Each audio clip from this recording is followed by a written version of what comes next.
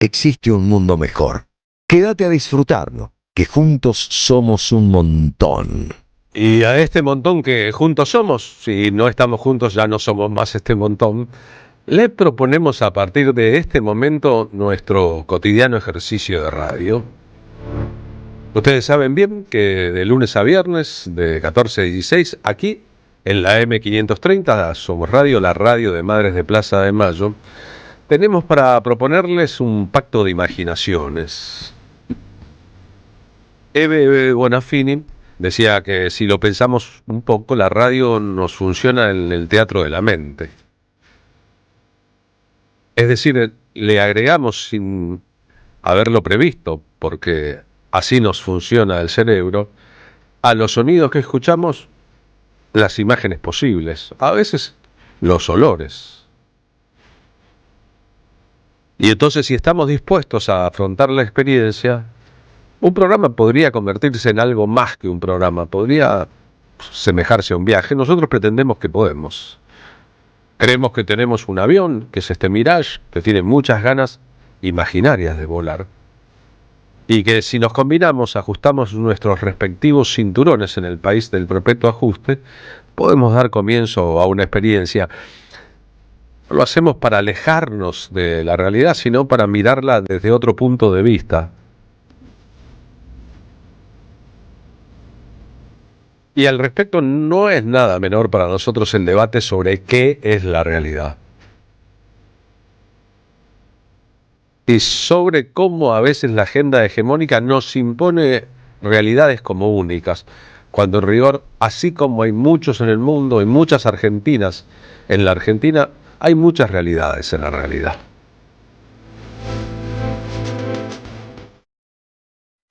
Y a veces poder acompañar, por ejemplo, en esta era de crueldad y de injusticia en la Argentina, aportando otros elementos que los que se repiten en el menú de los medios de comunicación, es parte de una tarea esencial.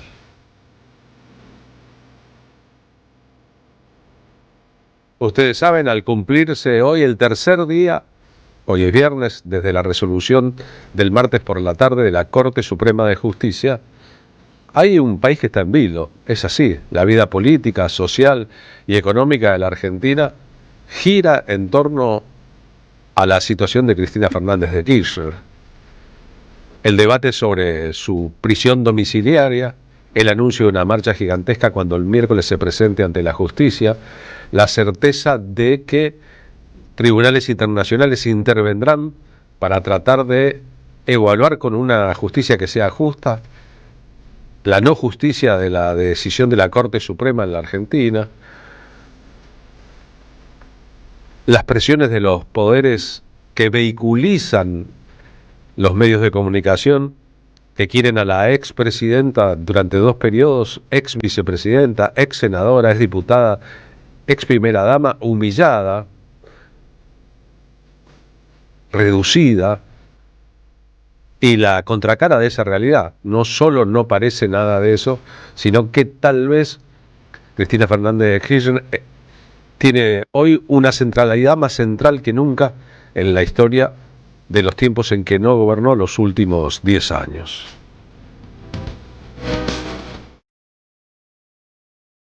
Pero sin lugar a dudas, si uno mira el tablero del mundo y si uno mira el tablero de la Argentina, las perspectivas del mundo, la perspectiva de la Argentina, el ballet de asuntos que se cuecen, no es una época para optimismo, sino para realismo. No es una época para sueños, sino para intentar acabar con las pesadillas. Y la verdad que estamos en este momento, a mediados de junio del año 2025, al borde de un país en complejidad absoluta. En el caso de que Cristina Fernández de Kirchner, como todo parece indicar, a partir del miércoles esté en prisión, una cosa es si está en una prisión del Estado y en otra como corresponde porque está a derecho en una prisión domiciliaria por ser mayor de 70 años. La verdad que la vida pública en la Argentina va a dar un giro en torno a su propia figura. Y a eso le temen muchísimo los otros, el Poder Judicial, que es un partido político, armado en parte por el macrismo, con sus operadores y Mauricio Macri como inspirador, y para el actual oficialismo, la ultraderecha de Javier Milei, todo esto se convierte en un problema grave.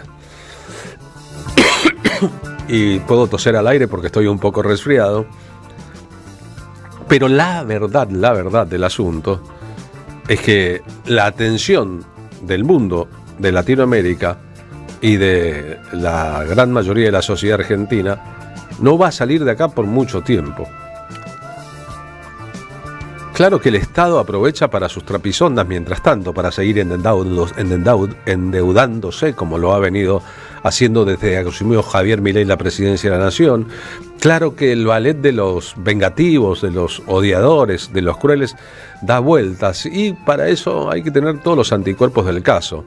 Ayer Cristina Fernández de Kirchner, por ejemplo, después de la ronda de Madres de Plaza de Mayo, recibió a 3 de ellas. Y lo que todo el mundo dice, empezando por su entorno más íntimo y siguiendo por las personas que pueden visitarla, lo que dijo hoy Carmen Arias, por ejemplo, la referente de Madres de Plaza de Mayo, es que la ven íntegra a Cristina, no solo indoblegable, sino también muy convencida de que esta historia va a terminar a su favor. Es el tercer día de la proscripción de Cristina Fernández de Kirchner. ¿Cuántos serán los de la proscripción? ¿Cuánto duró, por ejemplo, la prisión de Lula en Brasil? Ayer Emir Sader nos decía, más de 500 días duró. Creíamos que iba a ser más corto el periodo en que estuviera preso. El asunto es que cuando salió y se presentó a elecciones, fue otra vez presidente de Brasil. Hablando de Brasil y de la lengua brasileña, la lengua portuguesa de origen, hoy es el Día del Escritor en la Argentina, pero la celebración del Día del Escritor en la Argentina coincide con una figura, Leopoldo Lugones, la figura más grande de un movimiento llamado modernismo, que terminó siendo casi que el artífice, el mentor y el escritor de los textos del primer golpe de Estado de la historia argentina. Era un enorme escritor, unánimemente reconocido, pero su propio cambio en los paradigmas lo llevó a ponerse cada vez más cercanos a las ideas del fascismo, y terminó con la Hora de las Armas escribiendo el texto que resultó el manifiesto del gobierno del general Uriburu, que derrocó a Hipólito Yrigoyen en su segunda presidencia. Una figura respetable completamente y admirada completamente en lo autoral, pero con una trayectoria política horripilante. Así que no vamos a tratar el caso de los escritores argentinos debajo de esta fecha, sino que nos vamos a parar en la fecha de el que tal vez haya sido el mayor escritor de la lengua portuguesa, Fernando Pessoa, que nació un día como hoy, el 13 de junio de 1988. La gran cantante portuguesa Mísia, en uno de los varios fados, serían como los tangos de Portugal, que parten de letras de Fernando Pessoa. Pessoa, que inventaba heterónimos para escribir, escribía con su nombre y varios otros nombres. Amaba la música popular portuguesa. Toda poesía escribió, y la canción es una poesía ayudada, refleja lo que el alma no tiene. Por eso la canción de los pueblos tristes es alegre, y la canción de los pueblos alegres es triste.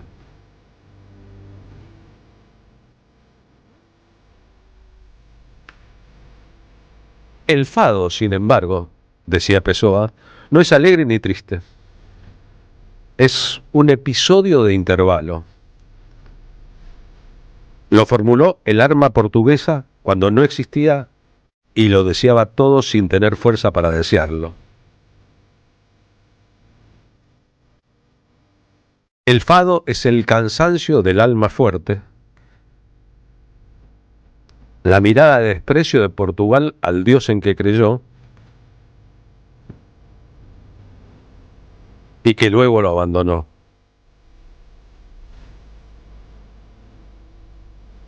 Las almas fuertes lo atribuyen todo al destino, solo las débiles confían en la voluntad propia, porque ésta no existe. A Fernando Pessoa se lo considera el poeta del desasosiego. Podríamos pensar el poeta también de la tristeza, el de las imposibilidades. Al respecto escribió cosas tan profundas que impresionan todavía. No soy nada, nunca seré nada, no puedo querer ser nada. Aparte de eso, tengo en mí todos los sueños del mundo.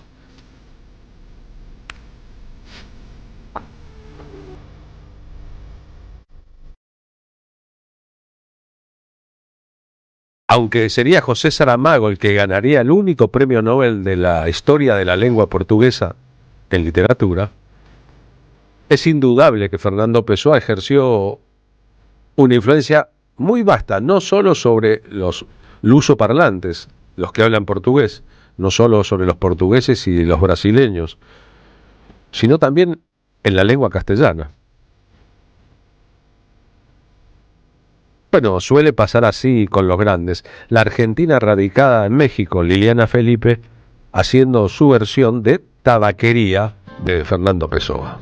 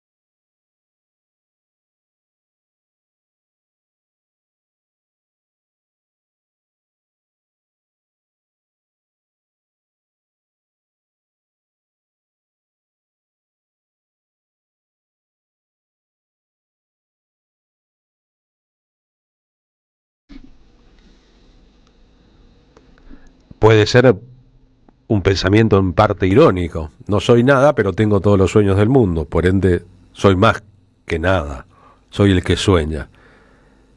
Para Juan Gelman, va a leer en vivo para ustedes en un recital que compartió en Montevideo con Eduardo Galeano, la historia de ese portugués que tenía muchos nombres. Juan Gelman también escribió con heterónimos, es decir, con otros nombres, tal vez inspirado por Piazzolla, remataba en los puertos de América del Sur. Había una vez un poeta portugués. Tenía 4 poetas adentro y vivía muy preocupado. Trabajaba en la administración pública y ¿dónde se vio que un empleado público de Portugal gane para alimentar 4 bocas? Cada noche pasaba lista a sus poetas, incluyéndose a sí mismo. Uno estiraba la mano por la ventana y le caían astros allí.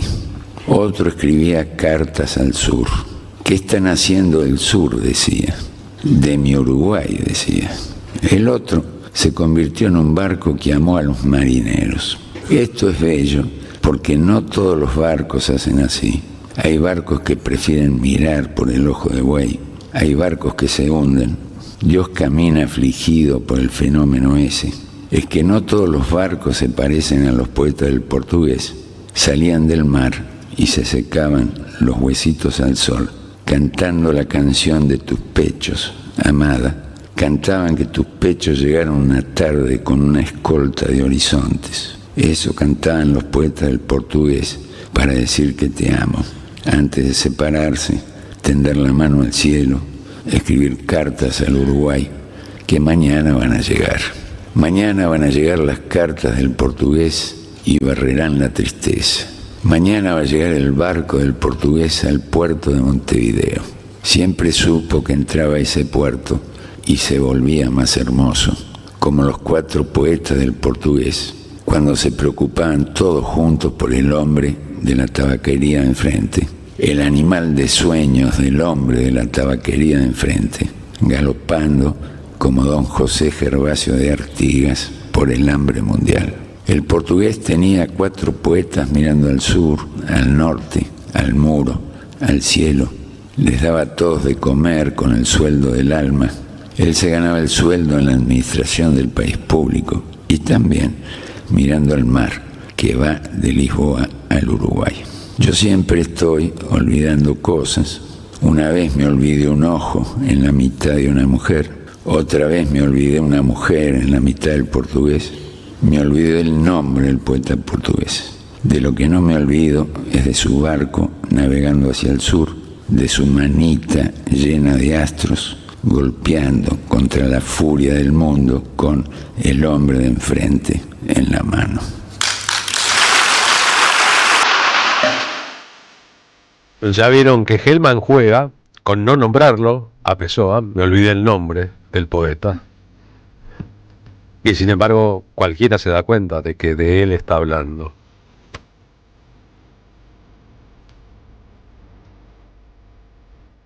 En esta canción que se llama Los Argonautas, Caetano Veloso toma una idea muy difundida de Pessoa.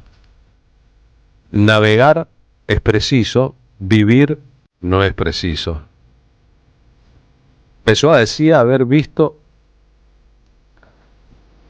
inscripta esta idea en la proa de un barco nórdico que repetía una consigna, un leitmotiv de los vikingos. Navegar es preciso, vivir no es preciso. Navegar es necesario, sería en castellano, vivir no es necesario.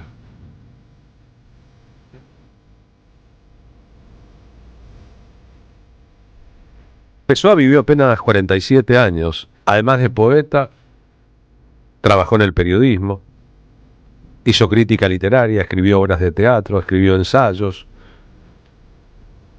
Fue una figura pública interesante. Trabajó en una empresa de publicidad donde creó un eslogan para la marca Coca-Cola que perduró durante mucho tiempo.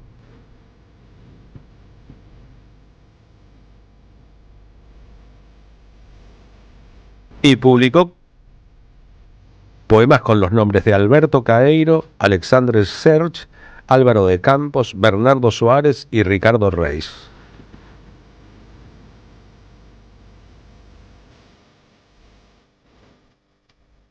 Y esos heterónimos, así los llamaba él, no eran seudónimos sino heterónimos,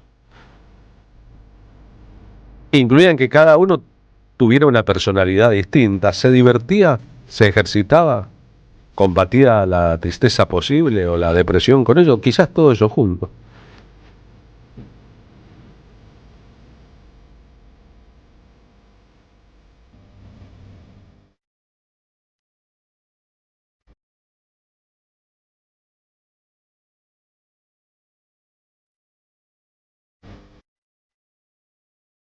Lo que está claro es que le tocó una época muy compleja de su propio país con una dictadura en el medio, que él estaba en las antípodas de cualquier dictadura y que la nostalgia de la felicidad de la infancia lo acompañó toda su vida.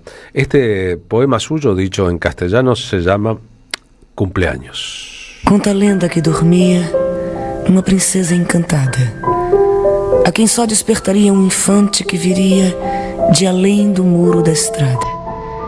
Ele tinha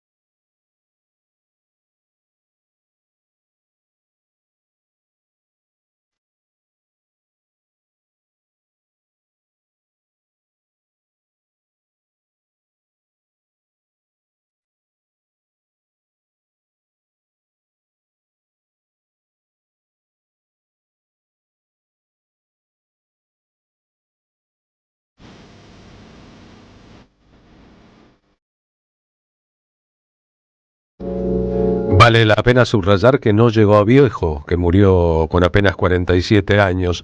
La frase que, trabajando para una agencia de publicidad, había elaborado para el ingreso en Portugal de la bebida Coca-Cola es: primero se extraña, después se entraña. Fue durante mucho tiempo la frase cabecera de la publicidad de esa marca en su país. En el libro del desasosiego escribió: encuentro a veces en la confusión vacía de mis gavetas literarias papeles escritos por mí hace 10 años, hace 15 años, hace quizás más años, y muchos de ellos me parecen de un extraño. Me desreconozco en ellos. Hubo quien los escribió y fui yo, los sentí yo, pero fue como en otra vida, de la que hubiese despertado como si se trataba de un sueño ajeno. No vamos a encontrar nunca la alegría de vivir en la obra de Pessoa, más bien el desencanto, el desasosiego, la perplejidad y la tristeza. Pero de todas las ideas de él, la más dinámica de todas es la que dio la vuelta al mundo. Esta idea de que navegar es necesario, vivir no tanto, en una traducción libre. El grupo Paralamas do Suceso, jugando con la canción de Caetano, navegar es preciso, vivir no es preciso, hizo este tema llamado Navegar Impreciso.